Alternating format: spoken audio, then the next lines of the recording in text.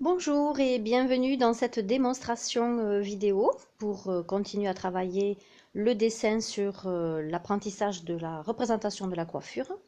Alors ici, j'avais proposé à la dernière vidéo de vous accompagner pour représenter les coiffures cheveux courts. Alors là, j'ai sous les yeux quelques modèles qui peuvent m'inspirer pour faire le travail en cheveux courts et de les représenter donc en dessin, comment nous nous y prenons. Alors, je me présente, je suis Sylvie Cadamuro, formatrice en art plastique et aussi en art appliqué, surtout dans le travail de l'esthétisme. Et là, aujourd'hui, ça sera dans la coiffure, que vous soyez en CAP, en brevet coiffure ou pas du tout, si vous aimez la coiffure en matière d'art et que vous souhaitez représenter vos sujets ou vos coiffures même au salon. Alors là, pour représenter la coiffure en cheveux courts, je vous propose une astuce. Alors, je vais garder sous les yeux une coiffure que je voudrais représenter ou du moins m'inspirer. On ne va pas copier parce qu'à l'examen, si vous passez votre examen, vous ne copierez rien du tout. Vous allez devoir juste exprimer ce que l'écrit vous demande. Alors, voici une astuce sous forme de schéma triangulaire assez souple pour représenter des mèches qui vont être dans une coiffure courte, assez souple sur le sujet qui est à suivre. Ici, vous en avez une autre qui se retrouve avec des mèches plus raides. Alors, laquée, pas laquée, c'est la coiffeuse qui choisit ou la cliente aussi. Mais c'est le schéma qui va compter. C'est quel est le schéma que je vais utiliser pour représenter mes cheveux courts en fonction du style de la coiffure que je veux copier, m'inspirer. Et voici en couleur ce que ça peut représenter quand vous posez donc vos arrachés couleurs dessus. Donc la couleur, on le fera très bientôt. Là pour l'instant, c'est voilà comment sur ce gabarit-là, je vais poser ma coiffure courte. Alors en fonction du modèle que vous avez sous les yeux, donc celui que j'ai sous les yeux possède une frange, je peux poser un repère, c'est-à-dire que je souhaite que ma frange arrive à ce niveau-là.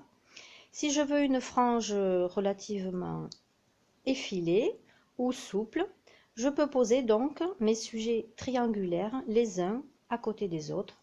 Je ne me préoccupe pas trop de l'implantation puisque mes mèches de cheveux recouvrent l'implantation qui est déjà posée donc sur mon dessin de façon imaginaire.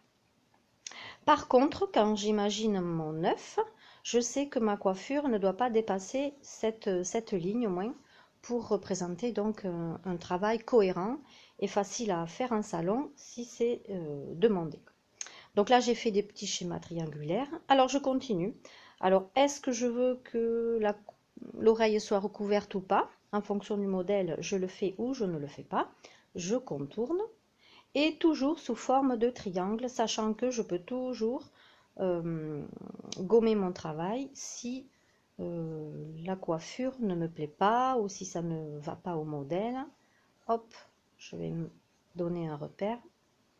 Et sur ce repère que j'ai donné, je pose mes schémas triangulaires les uns à côté des autres qui vont m'amener à avoir une coupe courte.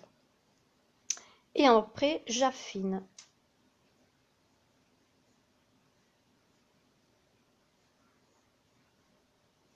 Et en affinant, donc là j'ai représenté sur un 3/4. Alors je vais appuyer sur le schéma. Alors ça c'est un croquis, une esquisse, c'est la même chose, ou une ébauche. Et en appuyant, je commence à voir de plus près et de façon plus représentative ma coiffure. Et c'est ainsi que vous avez une coiffure courte, classique, simple, avant de représenter les plus compliqués, on va dire. Donc quand vous allez devoir faire les arrachés à l'intérieur, faites d'abord les premières étapes, celles qui sont en premier plan, c'est-à-dire cette mèche-là, en faisant les ombres et les lumières. Voilà. Là, je vais foncer un peu parce que celle-ci fait de l'ombre à ces deux-là. Et le simple fait de faire les arrachés à l'intérieur, avec 2 gris ici, parce que là c'est du noir et blanc pour aujourd'hui, différents,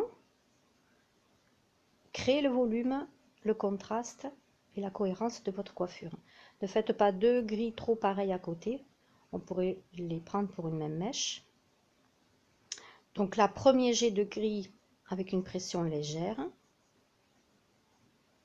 Ces 2 gris se ressemblent, c'est celle de dessous que je vais foncer, la mèche de dessous, pour que le volume et le relief prennent naissance. Ici aussi.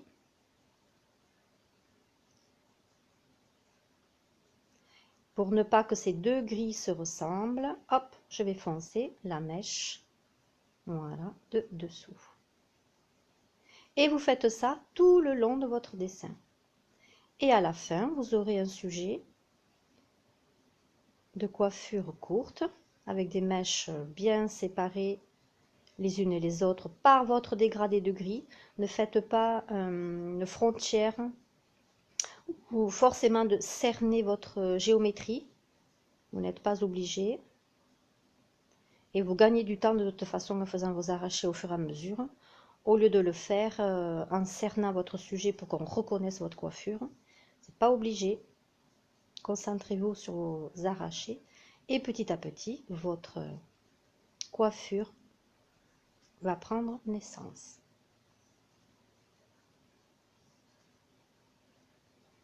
Voilà, je vais m'arrêter là. Le système est à mon avis compris. Si ce n'est pas le cas, vous me le dites. Je vous refais d'une autre façon en fonction de votre difficulté. Mais en général, ça marche. Je l'ai fait déjà en présentiel. Il n'y a pas de problème. Quand vidéo, ça ne marche pas.